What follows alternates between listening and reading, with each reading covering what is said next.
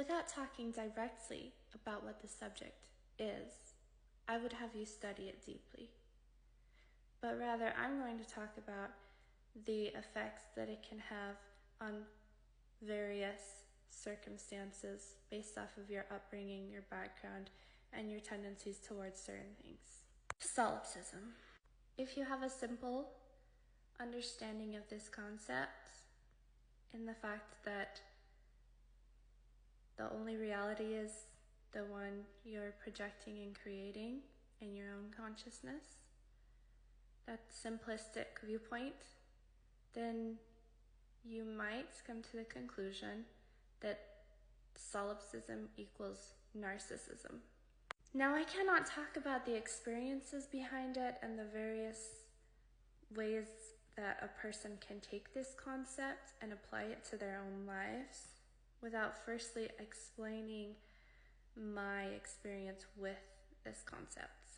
The first time that I had heard it presented to me, it was under a neutral to positive connotation of the subject, whereas I know now, after studying it further and seeing people's immediate response to the smaller concepts within it, especially on short form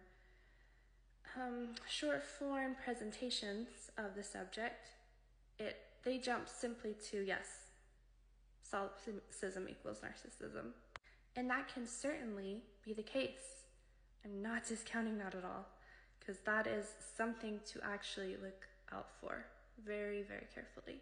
But from my personal experience of those who tend towards narcissism, I would think that if a narcissist came across the concept of solipsism, they would take the simplistic viewpoint, they would see it in a short form presentation, they would not really dive very deeply into the topic and explore it very well.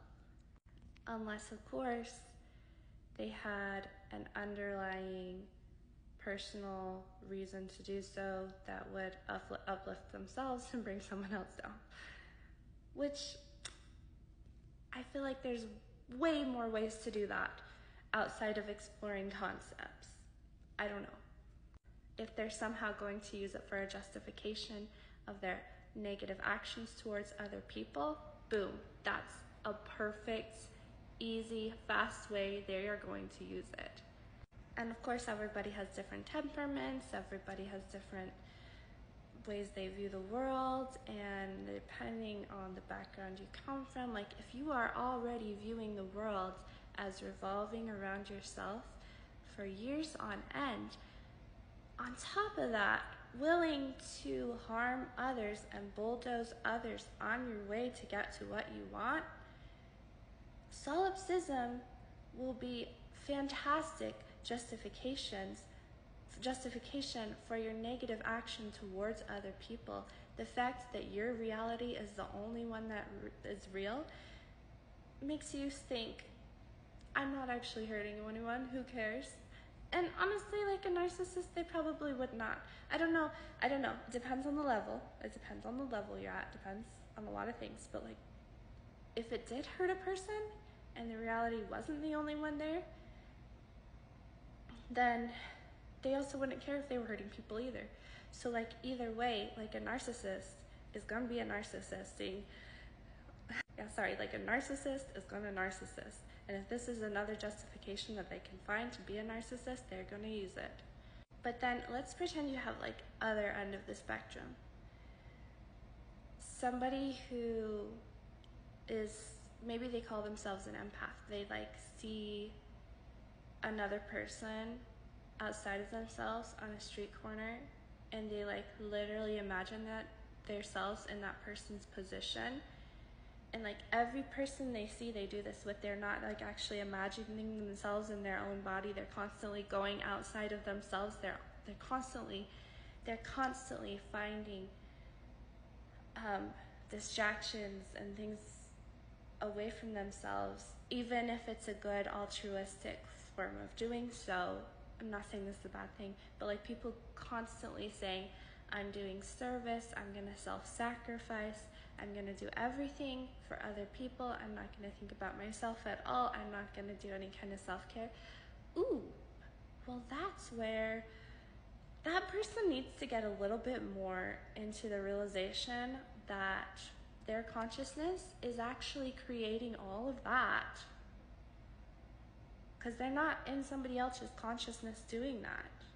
And maybe it's important to come more towards themselves and accept the truth and the reality of their own consciousness, so that perhaps they can also, like if you're a service kind of person, you can serve others more if you actually do this, because you'll have, you know, the oxygen mask analogy that everybody knows on the airplane. You put your own oxygen mask on first before you go and put it on somebody else. You tap into your own consciousness first and realize that before you go into trying to see everything from another person's perspective. Now, is there such thing as telepathy?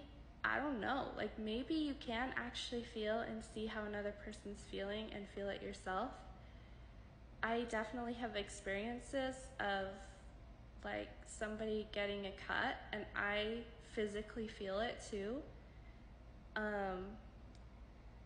But still, it's only me feeling that, and only me seeing that that person felt that, and only me perceiving that perhaps I'm trying to empathize with their pain. Like, you see how this can get really complicated. But I would recommend, I'm not even talking about like actual solipsism here, I'm just like talking about experiences and stuff, you know? But like a dangerous viewpoint to think about solipsism is what is kind of obvious, honestly, that it is only your perspective and it discounts literally everybody else's experience around you. It just completely makes it 100% irrelevant and unimportant. I mean, like, if you're going like that far into solipsism and only seeing like the surface level of solipsism in that way, yeah, like, don't go down that road too much, you know? Like, I'm directly talking about the experience of it and directly talking about how you would apply it to the way you think, because not that I think you can have thought crimes necessarily, but if you have too many thoughts that you think over and over again, it's highly more likely that you could direct those thoughts into creating something in reality and influencing others in certain ways. And so, yeah, like if you're into some of these concepts, that's why you like go study about them deeply. Like, don't just and then like think how they could possibly apply to your life, and if you applied them to your life, like what might happen. Like think about those things, you know?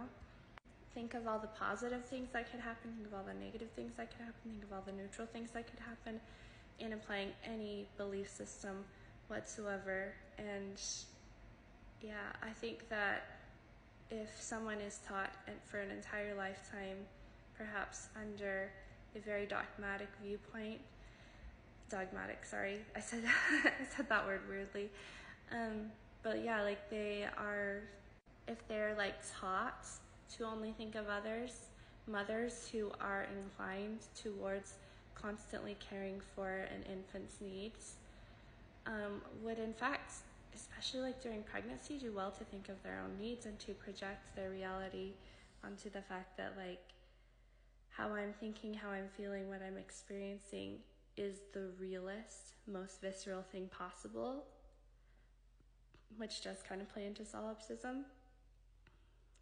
And when they realize that, when a mother realizes that, she can then go into realizing that, well, how she feels directly also influences her infant child. And so I wouldn't take solipsism on its own, but if you take solipsism with a concept of oneness, you've got a lot of power there, in fact. You've got more ability to help people if you take it with a concept that everything is one, that everything affects everything. So yeah, explore these concepts. Explore them deeply.